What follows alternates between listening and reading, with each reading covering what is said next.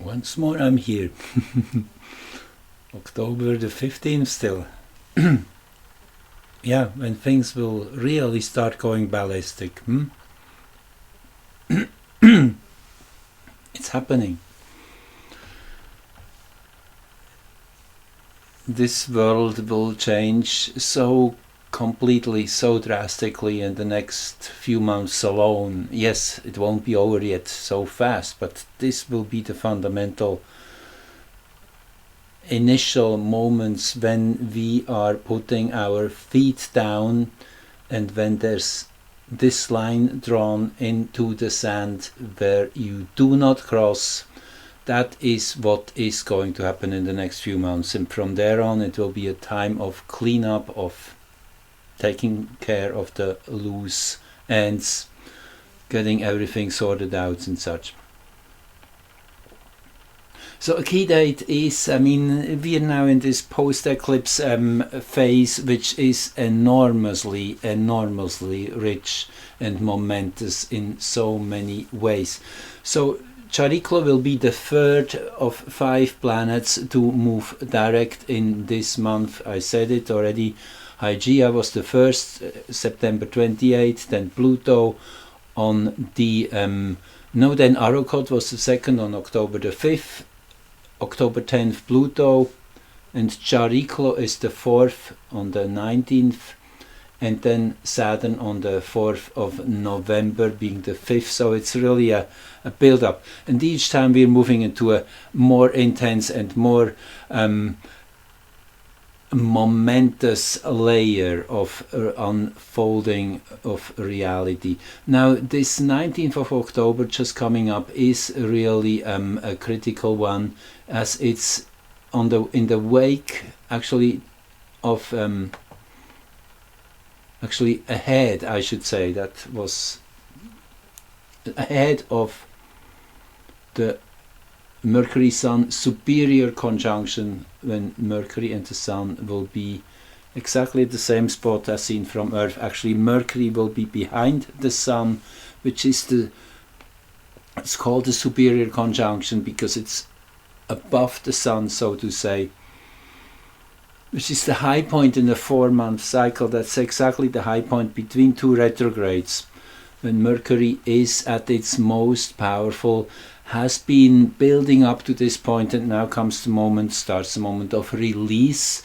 It's kind of always coming to culmination, and then on the other side down. So this is a critical, important turning point coming up. And just I want to first point out here the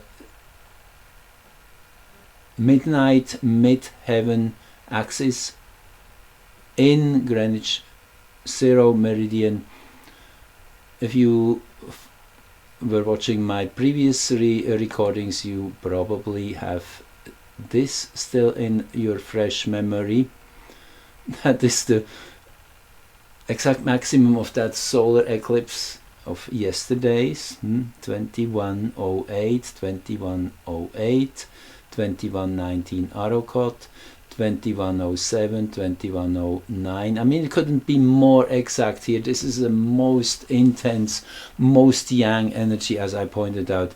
And now here we have 5 days, 6 days later, this exact same axis reiterated. Actually, this time Arrokoth is dead on, well, no, it's 9 minutes of arc to be exact, 2112 versus 2121, but very close again into involved in this power axis of consciousness, of rooting and reaching out for the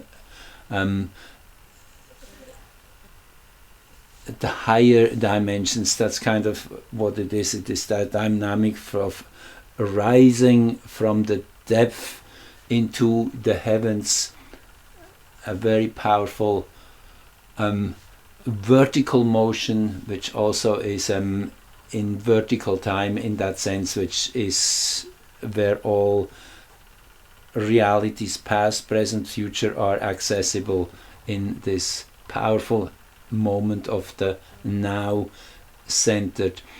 And Well, I just really needed to share this quickly too, as it's really building up. Each chart which I'm showing you here is a substantial link in this chain, building the energy up. Just to mention this much here. So first of all, this chart, Chariklo, is the one which is all about compassion and birth, giving birth, and it's the midwife's energy of holding hands, of being there for one another, and of really bringing this whole new dimension of Aquarian energy into reality, together with Hygeia here. You see Chariklo and Hygeia. Chariklo is going to be in Aquarius for another 5 years or so, so this is just building up ever more so towards that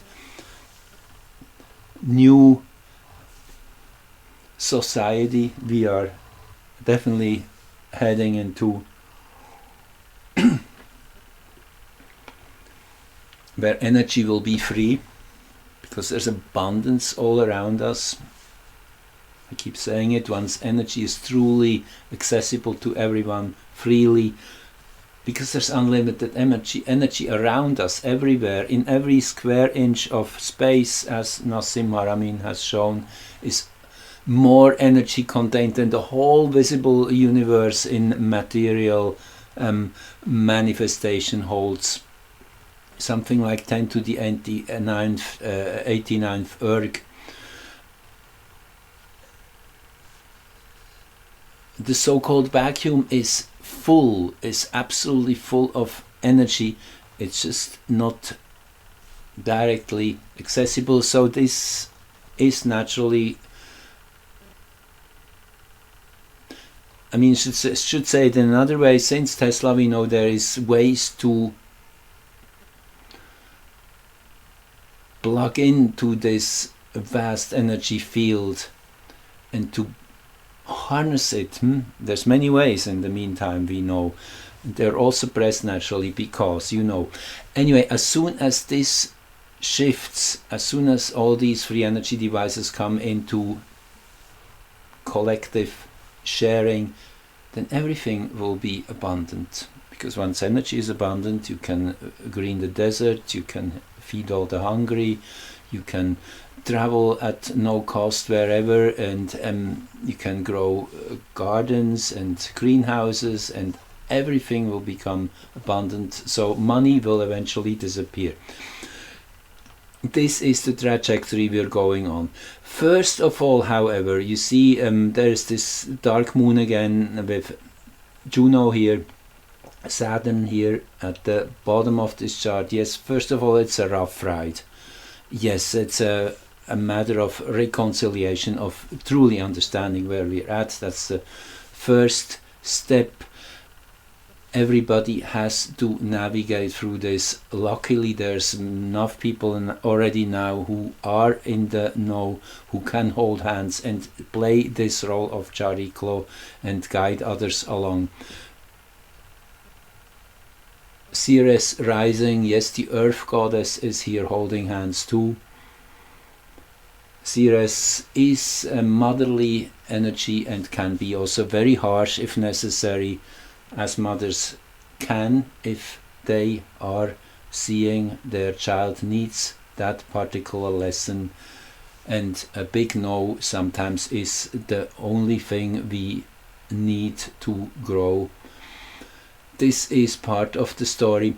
Interesting that this same axis was activated when Maki had its last conjunction with the Sun on October the 2nd. That is here.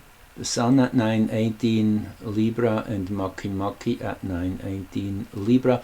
Maki being that, I would call it the really the divine male energy. It is that pure courage and daring to do the right thing, to go through the shark-infested waters, to swim miles on end and just in search for that opening to the higher dimension. That's what the award is in this contest. The one young man on Easter Island who was winning that contest every year would be given that special role of being the channel for this deity Maki Maki, which is all about creation. So anyway, you see the bigger picture. There is this divine masculine power being ignited since early October too, on the ascendant, and with Chariklo coming back into that same axis, which actually also was the place where Jupiter turned retrograde. So it's a lot of Jupiter energy is involved in these different charts, and yes, it then eventually is crowned by this Sun-Mercury conjunction just a day later. You see the Sun here 26:34 and Mercury, and when we scroll back, that is where let me get that right. Okay, let me just find the chart where 26 degree of Libra is active. Well, there's lots going on here.